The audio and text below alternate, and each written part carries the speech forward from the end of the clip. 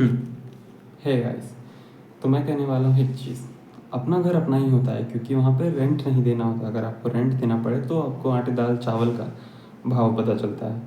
मैं यहाँ पे रह रहा हूँ, मेरा रूम रेंट 3,000 रुपये है। 3,000 रुपये, और मेरे घर वालों को पता है कि रूम रेंट सिर्फ 2,000 रुपये है। अब ये 1,000 कहाँ से आ रहा है? घर वालों को लग रहा होगा कि मैं कहीं जॉब कर रहा हूँ। मैं जॉब नहीं कर रहा हूँ, मैं दोस्तों से भीख मांग रहा हूँ, मुझे दे दो भाई रेंट देना, मुझे दे दो भाई रेंट देना। या तो घर से जो पैसे आते हैं 10 दिन पे 1,000 रुपये, उसमें से मैनेज करता हूँ तो जाके 3,000 रुपये देता हूँ। अब एक भड़वे लड़के की वजह से ठंडी में जो उसने हीटर चलाया है और बिजली बिल 8,000 लेके आया, उस भड़वे की वजह से मकान मालिक ने मीटर सबके दरवाजे के बाहर लगा दिया। उसकी वजह से अब आपको रूम रेंट के साथ साथ बिजली बिल भी देना पड़ेगा। और बिजली बिल ऐसे तो मेरा नहीं आता है, 10 यूनिट फ्री दिए वो, 10 यूनिट के अंदर ही रहता। पर जब से कूलर था, कूलर का ही कर्जा अभी भी भर रहा हूँ मैं।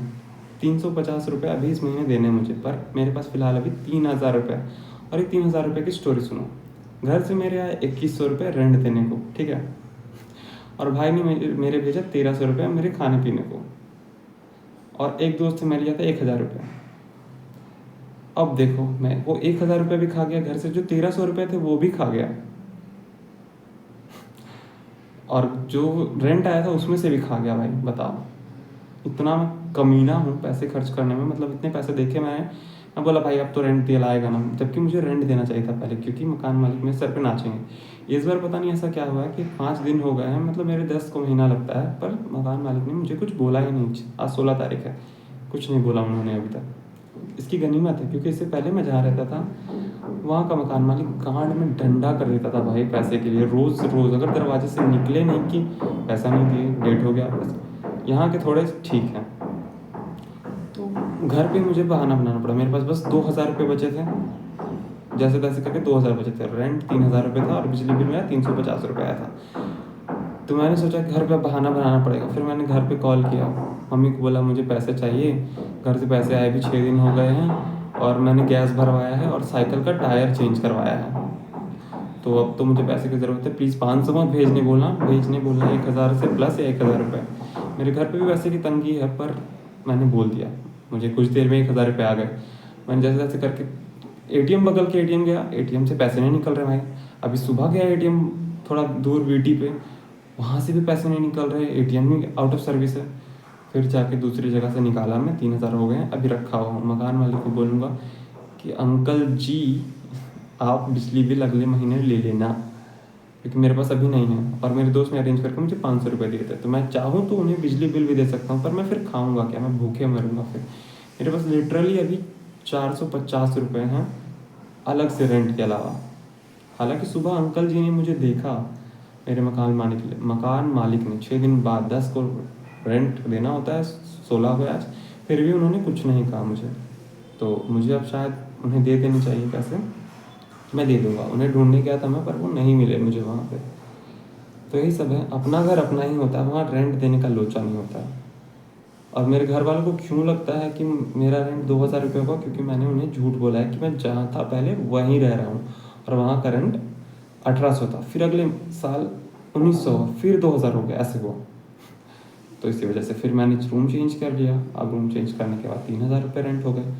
वहाँ से सुविधा ये है कि यहाँ पे सनलाइट, धूप, वेंटिलेशन, फ्रेश एयर, ये सब आते हैं, और थोड़ा साफ सफाई रहता है वहाँ से। वरना जहाँ मैं पहले था वहाँ तो भाई चौल था, भाई चौल, इतना अंधेरा, दिन रात का पता नहीं चल रहा है। जो 12 बजे तक सो रहे हैं हम, और पॉटी करने जाओ तो दरवाज़ा ही टूटा हुआ है, दरवाज़ा पकड़ के हग रहे हैं सब। जहाँ पे कपड़े धो रहे हैं वहाँ पे जूठा फेंका हुआ है, चावल इधर, बाउल इधर, फक।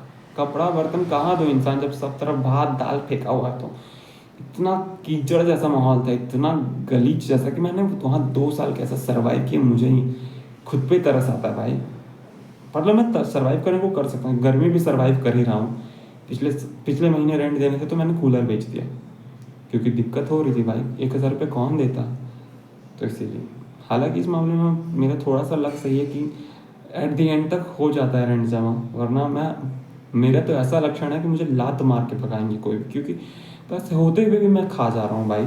मतलब इतना ज़्यादा भुक्खड़ कैसे हो जा रहा हूँ मैं? घर से पैसे आते हैं, 3-4 दिन में ख़त्म करके मुंह बना के बैठा रहता हूँ, या फिर रूम पे बनाऊंगा खाना। That is not fair. But अगर तुम एक स्टूडेंट हो तो तुम अच्छे से रिलेट कर पाओगे कि मेरी सिचुएशन क्या होगी, कि कहीं रहना सबसे बड़ा मुश्किल होता है वहाँ का रेंट देना, कि रेंट का जुगाड़ कहाँ से होगा। अगर तुम एक स्टूडेंट हो तो तुम्हें ज़्यादा रियलाइज़ होता है कि घर वालों से तो अब तो पैसे मांगने में भी शर्म आता है भाई, कि कैसे मुंह खोल के मैं बोल रहा हूँ, 3 साल हो गए, 2 साल बैक लगा लिया और अभी भी वो लोग सपोर्ट कर रहे हैं, तो मैं इतना ज़्यादा उनका नुकसान कर रहा हूँ।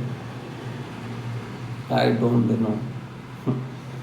यही सब है बस, और क्या। अब मुझे सर्वाइव करना है 500 में, मतलब कि मैंने 10 दिन बहुत अच्छे से काटे भाई, जो पैसे थे मेरे पास उसको खा पी कर, दोनों टाइम मैं बाहर ही खा रहा हूँ, रूम पे नहीं बना रहा हूँ। चिप्स, कुरकुरे, समोसा, पूड़ी, सब्जी, खीर, ये वो। इतना भी महंगा नहीं खा रहा था कि रेस्टोरेंट में ही खा रहा हूँ, बट हाँ ठीक था, मुझे बनाना नहीं पड़ रहा था। तो मेरे घर से अगर उतने पैसे आते तो मुझे, तो मैं आराम से जीता, पर मुझे पता है मेरे घर की सिचुएशन थोड़ी ठीक नहीं है अभी, तो जितना वो भेज रहे हैं बहुत भेज रहे हैं, समझे। 2,000 रुपये रेंट प्लस 3-4 हज़ार रुपये ऐसे, तो इट इज़ इनफ। लेकिन मेरी गांड मस्ती इतनी है कि मैं उसको इनफ रहने दे ही नहीं रहा हूँ। चलो भाई।